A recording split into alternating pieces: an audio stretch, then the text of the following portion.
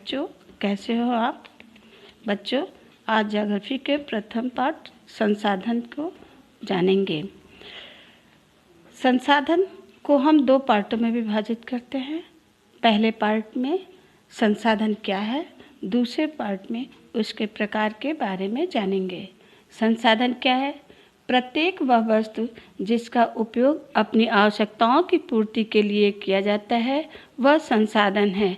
जैसे हम अपने दैनिक जीवन में घर या बाहर कहीं भी किसी वस्तु कहीं आने जाने के लिए साइकिल, रिक्शा, बस, ट्रेन, बैठने के लिए कुर्सी, मेज, पढ़ने के लिए पुस्तक आदि का प्रयोग करते हैं तो वह संसाधन है। इन वस्तुओं में हमारे आवश्यकताओं की पूर्ति करने का क्षमता है। अब प्रश्न यह उठता है कि कोई भी वस्तु संसाधन कैसे बनती है? कोई भी वस्तु संसाधन तब बनती है जब उस वस्तु का उपयोग हो। जैसे जब हमें भूख लगी है उस समय भोजन की आवश्यकता है, क्योंकि भोजन से हमारा पेट भरता है, तो वहाँ भोजन एक संसाधन है।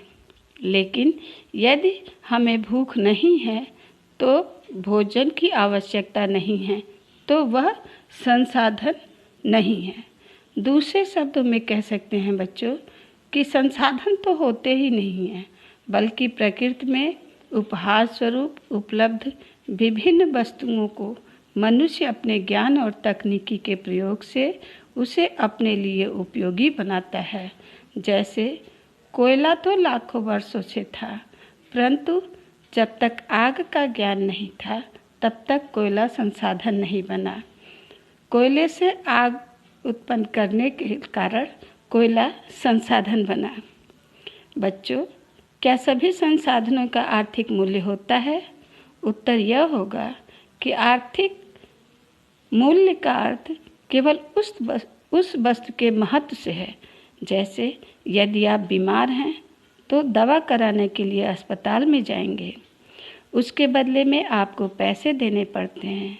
दूसरा उदाहरण, यदि आप कहीं जाने के लिए रिक्शा, बस, ट्रेन, हवाई जहाज़ आदि का प्रयोग करते हैं तो उसके बदले में आपको किराया देना पड़ता है, अर्थात उन संसाधनों का आर्थिक मूल्य होता है।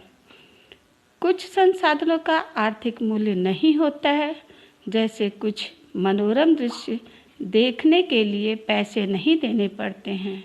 सांस लेने के लिए वायु की ज़रूरत होती है, पर उसके भी पैसे नहीं देने पड़ते हैं। इन संसाधनों का आर्थिक मूल्य नहीं होता है। बच्चों, संसाधन पर अध्ययन यही समाप्त करते हैं। इसके प्रकार के बारे में अब दूसरे पार्ट में बात करेंगे। घर में रहें, सुरक्षित रहें। इन्हीं कामनाओं के साथ धन्यवाद।